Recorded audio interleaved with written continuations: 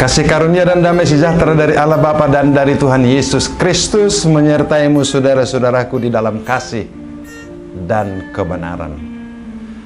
Amin.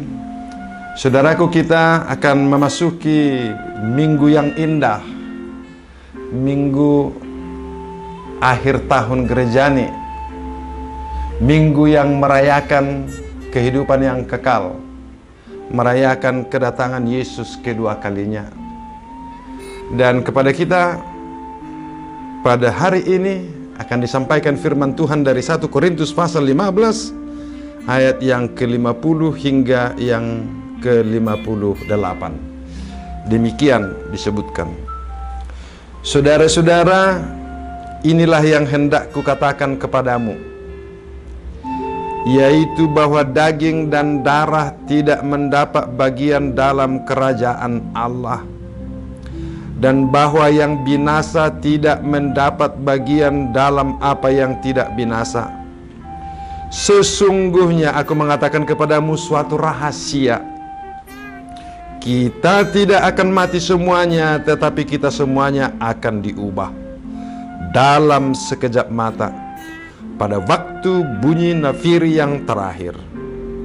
Sebab nafiri akan berbunyi, dan orang-orang mati akan dibangkitkan dalam keadaan yang tidak dapat binasa, dan kita semua akan diubah.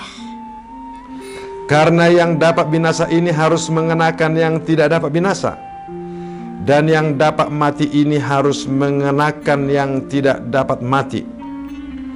Dan sesudah yang dapat binasa ini mengenakan yang tidak dapat binasa, dan yang dapat mati ini mengenakan yang tidak dapat mati, maka akan genaplah firman Tuhan yang tertulis, maut telah ditelan dalam kemenangan.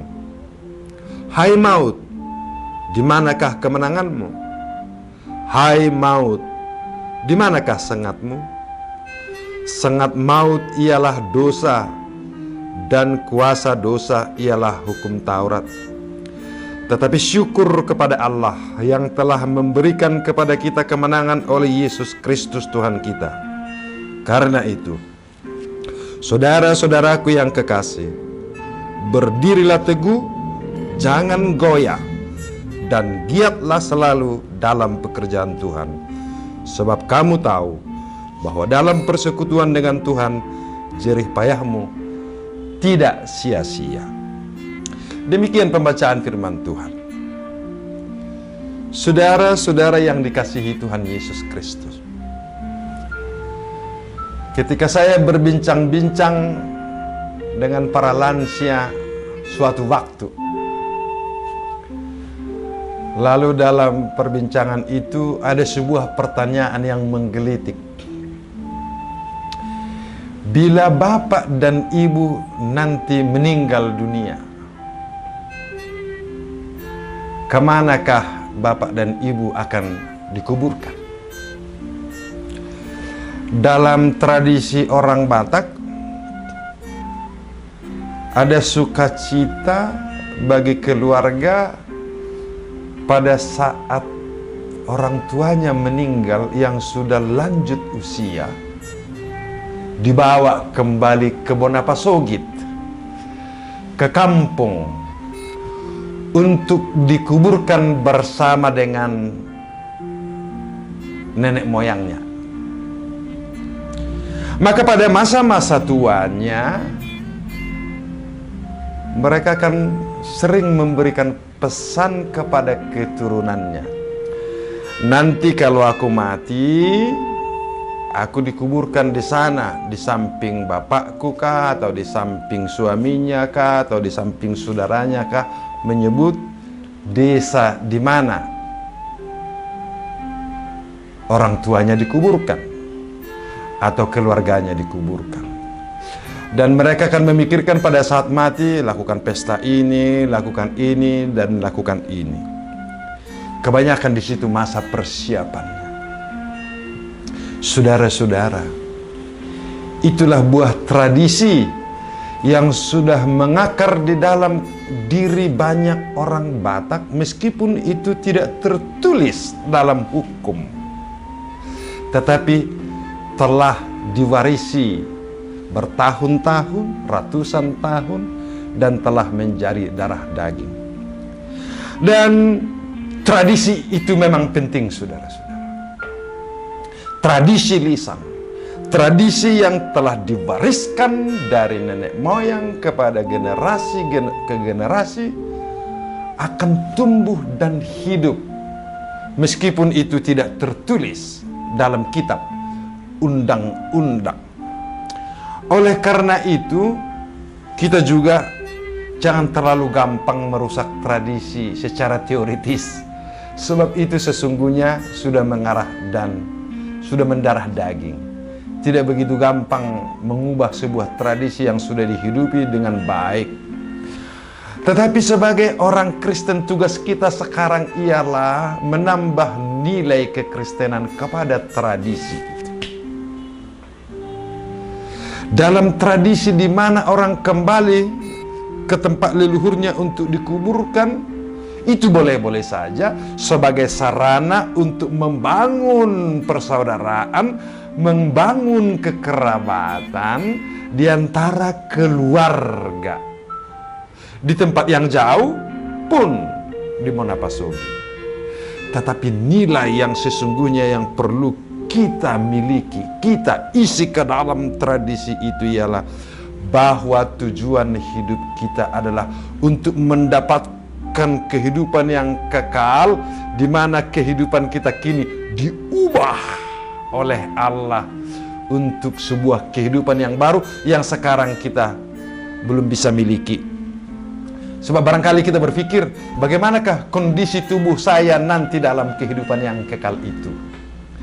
Kalau saya muda, apakah saya juga muda di sorga? Atau kalau saya tua, sudah lansia, apakah juga di sorga saya akan menjadi lansia juga? Atau ketika seorang anak meninggal waktu anak-anak, apakah dia di sorga juga sebagai anak-anak? Itu sering menjadi menggelitik dalam pikiran-pikiran kita. Tapi saudara-saudara, hari ini Paulus menjelaskan kepada kita sesuatu yang baru yang mesti kita pahami dan nikmati dalam kehidupan kita, saudara-saudara.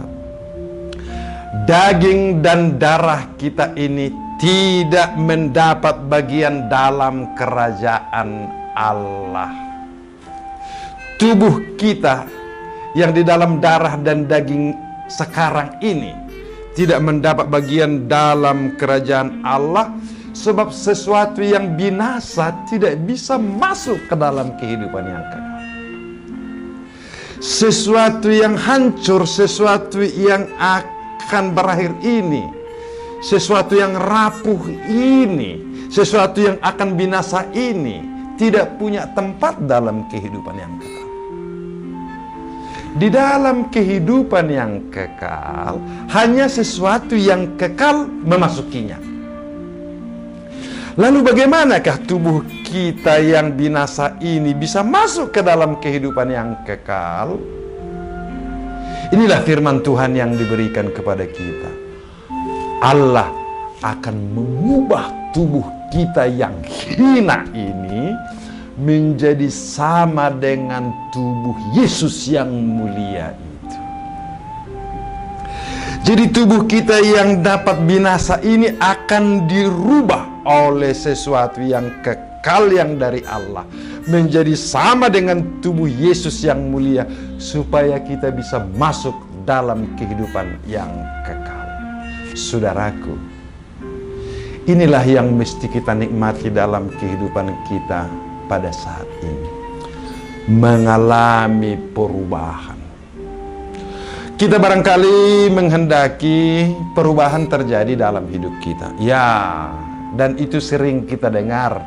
Apalagi hari-hari belakangan ini di tengah-tengah bangsa kita, istilah perubahan ini sering terdengar. Karena menjelang pergantian pemerintahan biasanya selalu kita disuguhi kata yang satu ini. Apakah di desa, di kabupaten, di provinsi, di negara, bahkan di gereja saja, selalu kita dengar istilah ini. Kita akan melakukan perubahan. Itu bagus, saudara-saudara. Tapi tingkat bagusnya, I tell you the truth, saya mengatakan kepadamu, tingkat bagusnya adalah sangat terbatas, very limited, sangat terbatas. Karena tingkat bagus yang mereka pikirkan adalah bagus yang akan berakhir, perubahan yang akan berakhir, perubahan yang akan segera binasa juga. Jadi tingkat manusia berpikir tentang perubahan masih di tahap perubahan terhadap sesuatu yang akan binasa. Misalnya, jalan ini akan lebih bagus kita bikin, ekonomi kita akan meningkat, kesehatan akan lebih baik. Semuanya itu masih dalam koridor sesuatu yang akan binasa. Jadi tingkat perubahan yang sanggup dipikirkan oleh manusia adalah perubahan terhadap hal yang akan binasa. Tetapi perubahan yang disampaikan oleh firman Tuhan tidak perubahan yang sedemikian, saudara-saudara. Perubahan yang disampaikan kepada kita adalah mengubah tubuh kita yang hina ini, tubuh kita yang dapat binasa ini, menjadi sama dengan tubuh Allah, tubuh Yesus yang mulia, di mana sengat maut dicabut, kekuatan maut dihilangkan, kekuatan maut ditelan oleh kemenangan Yesus. Maka starting point awal untuk mendapat perubahan sorgawi, perubahan ilahi sangat sederhana, saudara-saudara. Kalau kita belum masuk ke sini, kita akan sulit mendapatkan perubahan. Saya akan bacakan kepada saudara-saudara. Sengat maut ialah dosa, kuasa dosa ialah hukum Taurat.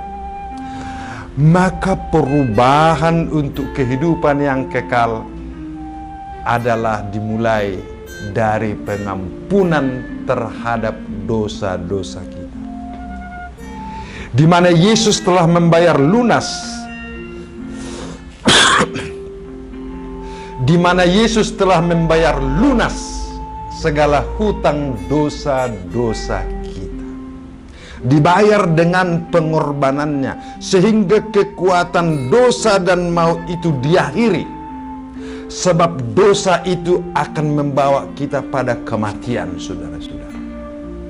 Dosa akan membawa kita kepada maut, saudara-saudara. Untuk itulah Yesus Kristus telah mempersembahkan dirinya, mengorbankan dirinya untuk mengampuni dosa-dosa kita. Maka dari sinilah perubahan terjadi menuju kehidupan yang kekal.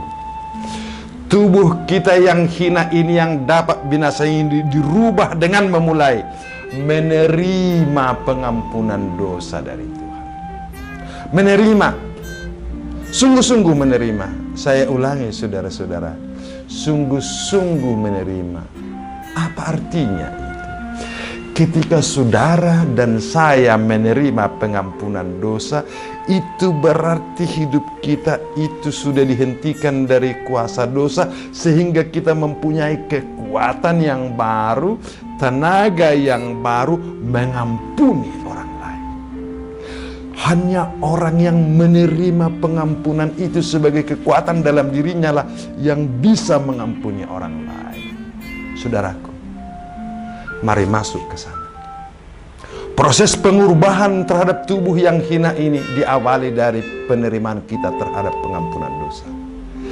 Dan itu akan terus berkembang dalam kehidupan sehari-hari untuk mengampuni dosa orang. Dan ketika kita saling mengampuni, lihatlah saudara-saudara, perjalanan hidup kita akan semakin jauh dari kuasa dosa.